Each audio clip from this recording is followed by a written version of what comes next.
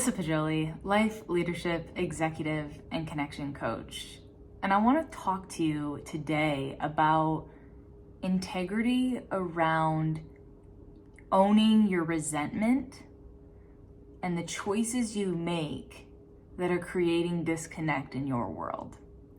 I cannot tell you how many conversations I have with men who are frustrated, who feel lonely, defeated, not good enough, sad, angry, because the spouses, primarily female, are unintentionally, I'm going to hold space that like the average woman knows that withholding sex or having this facade that men don't want to have emotional intimacy or connection, or that they don't want to better themselves or try to articulate better or more effectively, because that's not true. There are a lot of men out there that want to show up, that want to provide a safe space where you feel sexy, beautiful, heard, seen, supported. But there's something that happens when kids or careers or parents start getting sick to where we have to start taking care of it, to where we lose the connectivity, we lose the ability to really focus on bettering not only ourselves, but one another from a parallel space. And it really boils down to your integrity and commitment to your wants, needs, and desires.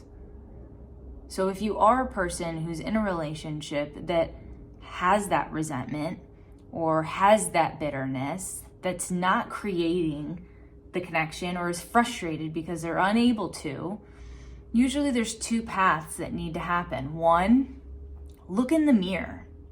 Your spouse is not the reason for your resentment. You are. Own that. Get clear on what you are either doing or not doing, saying or not saying, that is nurturing this space where disconnect and resentment can reside.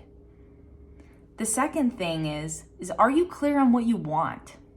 What are your desires? And voice them. When we are not being true to ourselves, when we're not voicing our desires, it's going to create disconnect. Disconnect with yourself, and then what you do or don't do to take care of yourself. But disconnect with your partner, your family, your employees, because you're just bitter. You're pissed off. There's this lack of livelihood that you're able to experience. And this may seem like a really easy, thing to overcome, but it's not. Because it boils down to integrity. You have to love yourself enough to commit to being brutally honest and taking ownership that the disconnect or the lack of connection is either because of you or because you're willing to stay in a space that someone else is not willing to commit to you to create. So for all the men that are super lonely out there, that are frustrated, that are just defeated because their wife or their spouse is not willing to have a conversation or put in the work, you choosing to stay in that space that yields you the result that you don't want is an answer and a stroke of integrity in and of itself. There are enough people in this world that will love you, honor you, and want to grow with you. Don't forget that.